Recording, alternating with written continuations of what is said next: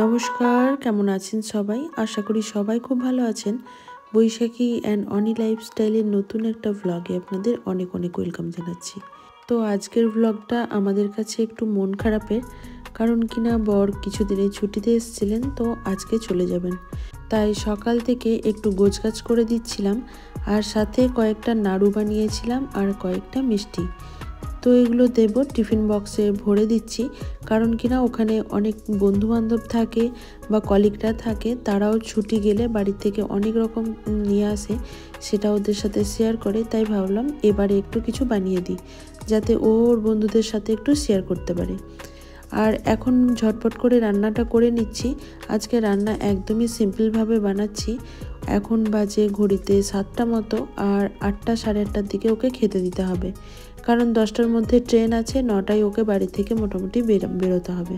তো আজকে রান্নার মধ্যে রেখেছিলাম সিম্পল ডাল, পোস্ত, একটা পোস্তর বড়া করে দিয়েছিলাম, একটু খেতে ভালোবাসে ও, আর সাথে এই যে মাছ বানিয়েছিলাম। তো ডালটা সেদ্ধ করা হয়ে গেছে, এখন এই যে ডালটা একটু সম্বার দিয়ে দিলাম বা তড়কা লাগিয়ে দিলাম, প্লেন মুসুর ডাল। তো চলুন, প্লেটটা সাজিয়ে নিয়েছি। এই যে এখন মাছটা দিয়ে দেব, ডাল, পোস্ত, পোস্তর বড়া, আর মাছটা করেছিলাম একটু গ্রেভি রেখে মশলা দেওয়া টাইপের।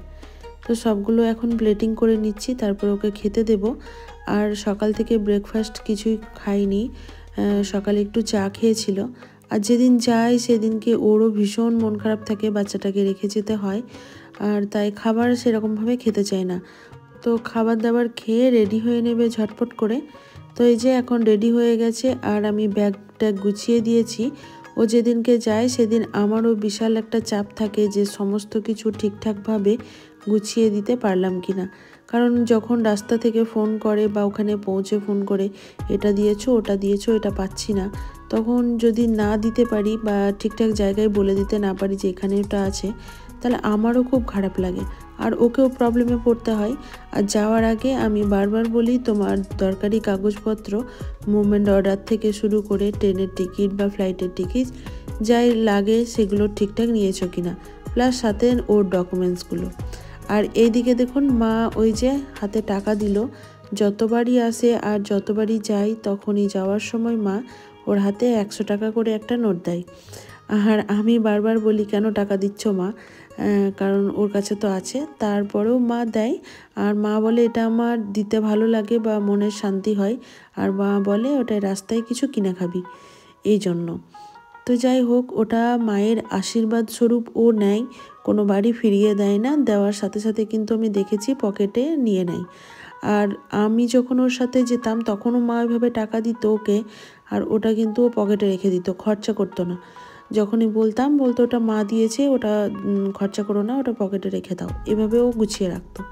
তো এখন এই যে বাক্সটা নিয়ে যেতে হবে, কারণ আগের বার ছুটিতে এসেছিলো তখন বাক্সটা নিয়ে যায়নি, তো ওটা খুব প্রয়োজন ওর, তাই নিয়ে যাচ্ছে। আর এদিকে দেখুন, বাবা আর ছেলের মিষ্টির সম্পর্ক, প্রচুর মন খারাপ হয়ে যায় আমার হাজব্যান্ডের ও যখন যায়। আর বাচ্চা ছেলে, ও অত বুঝতে পারে না যে বাবা কোথায় যাচ্ছে না যাচ্ছে, আর ও যাতে বুঝতে না পারে তাই ওকে আমি কিন্তু মোবাইলটা দিয়েছিলাম। যদিও মোবাইল দেওয়া ওকে টোটালি বারণ, কিন্তু এই মুহূর্তগুলোতে না দিলে আমি ওকে আটকে রাখতে পারবো না। ও গিয়ে টোটোয় বসে পড়বে আর কান্নাকাটি করবে, আরও বেশি মন খারাপ করবে।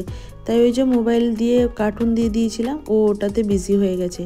ও অত ভালো করে বুঝতেই পারেনি যে পাপা আদৌ চলে যাচ্ছে, এখন আর পাপাকে 3-4 মাস মতো দেখতে পাবো না। তো যাই হোক, ও গাড়িতে উঠে পড়লো। আমাদের আবারও অপেক্ষা শুরু হলো যে আবার কখন ঘরের মানুষ ঘরে ফিরবে। তো আজকে ছেলের এক্সামও আছে, তাই আমি সাথে যেতে পারলাম না, আর এই বাক্সটা নিয়ে যাচ্ছে বলে আমিও আর স্কুটিতে করে ওকে দিতে যেতে পারলাম না। আজকে ছেলের এক্সাম আছে, ফার্স্ট এক্সাম। তো এটা যদি না থাকতো তাহলে হয়তো মা ছেলে দুজন মিলে টোটো করে ওকে দিতে যেতাম, আর স্টেশন পর্যন্ত ছেড়ে দিয়ে আসতাম। তো ও তো ওর গন্তব্যস্থলের দিকে রওনা হলো, আর আমরাও বাড়ি ফিরে এই যে ছেলেকে এখন এক্সাম দিতে নিয়ে যাব 10:30টার দিকে, তার জন্য গোছগাছ করে নিচ্ছিলাম।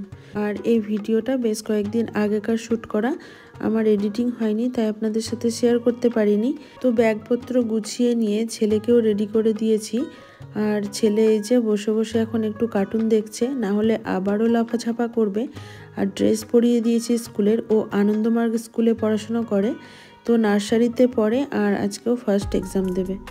তো ছেলেকে নিয়ে এখন বেরিয়ে পড়বো আর স্কুটিতে করেই যাব। আর ওকে স্কুটিতে করে নিয়ে যাওয়া মানে বিশাল একটা চাপের কাজ। ও যতক্ষণ স্কুটিতে যায় ওই লাফাতে লাফাতেই যায়। দু একবার কথা শোনে বাট সবসময় শোনে না, তো একটু রিস্ক হয়ে যায় ওকে নিয়ে যাওয়া। তো যাই হোক, আমারও অভ্যেস হয়ে গেছে, আর কি আর করা যাবে, বাড়িতে তো হাজব্যান্ড থাকে না, আমাকে এই কাজগুলো করতেই হবে। তো ছেলের এক্সাম দেওয়া হয়েও গেছে, এখন ফিরবো বাড়ি। তো চলুন, আজকের মতো ভ্লগটা এই পর্যন্তই। আমাদেরও ভীষণ মন খারাপ। তো আজকের ভ্লগটা আপনাদের কেমন লাগলো অবশ্যই একটা কমেন্ট করে জানাবেন। ভালো লাগলে একটা লাইক করবেন। সবাই ভালো থাকবেন, সুস্থ থাকবেন। আবারও নেক্সট কোনো ভ্লগ বা ভিডিওর সাথে আসবো আপনাদের কাছে। আর ফেসবুক থেকে দেখলে অবশ্যই পেজটিকে ফলো দিয়ে রাখবেন। আজকের মতো এই পর্যন্তই, টাটা।